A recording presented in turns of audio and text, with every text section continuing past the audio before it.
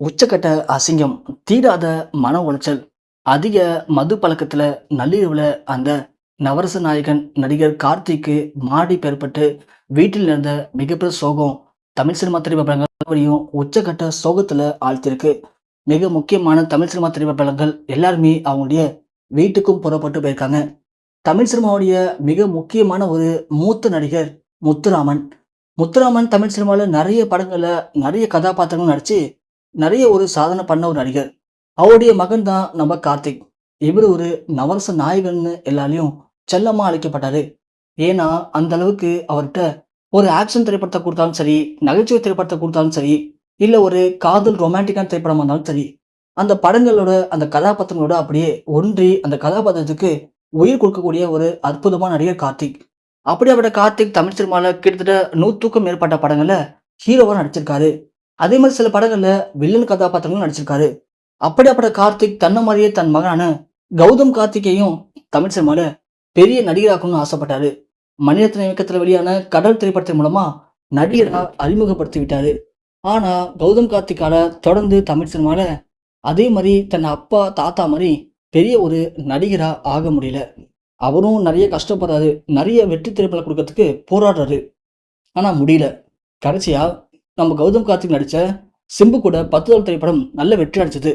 அதே மாதிரியான படங்கள் நடிச்சா கண்டிப்பா கௌதம் கார்த்திக் தொடர்ந்து ஒரு பெரிய மாஸ் ஹீரோவா மாற முடியும். ஆனா கௌதம் கார்த்திக் அத பண்ணல. ஏன்னா, அந்த கதாபாத்திரம் அவருடைய மனைவி மஞ்சிமா மோகனுக்கு பிடிக்கல. அதனால அது மாதிரியான கதாபாத்திரங்கள நம்ம கௌதம் கார்த்திக் ஸ்கிப் பண்றாரு. மஞ்சிமா மோகன் தமிழ் சினிமால ஒரு சின்ன நடிகை. சில படங்கள் நடிச்சிருக்காங்க. அவங்க 2 பேரும் தேவராட்டம் அப்படிங்கிற படத்துல நடிக்கும்போது காதலிச்சு திருமணமும் பண்ணிக்கிட்டாங்க. இந்த திருமணம் நம்ம கார்த்திக்கு பிடிக்கல. ஏன்னா, கார்த்திக் ஒரு மிகப்பெரிய புரொடியூசருடைய பொண்ண கௌதம் கார்த்திக்கு திருமணம் பண்ணி வைக்கலான்னு முடிவு பண்ணியிருந்தாரு. அப்படி ஒரு வேளை பண்ணி வச்சிருந்தா, அந்த புரொடியூசர் மூலியமா கௌதம் கார்த்திக் தொடர்ந்து இன்னும் தமிழ் சினிமால நெறைய படங்கள் நடிச்சிருக்கலாம். அத கௌதம் கார்த்திக் அந்த வாய்ப்பை கெடுத்துக்கிட்டாரு. அதனாலேயே கார்த்திக்கு மஞ்சிமா மோகன பிடிக்கல. இருந்தாலும் கௌதம் கார்த்திக்கும் மஞ்சிமா மோகனும் எந்த பிரச்சனையும் இல்லாம அவங்களுடைய திருமண வாழ்க்கையை என்ஜாய் பண்றாங்க. இருந்தாலும் அவங்களுக்கு திருமணமாகி இப்போ 3 வருடம் மேல ஆகப்போகுது. இன்னும் அவங்களுக்கு குழந்தை பொறக்கல. இதுவே அவங்க குடும்பத்துல நெறைய பிரச்சனைகள உண்டு பண்ணியிருக்கு.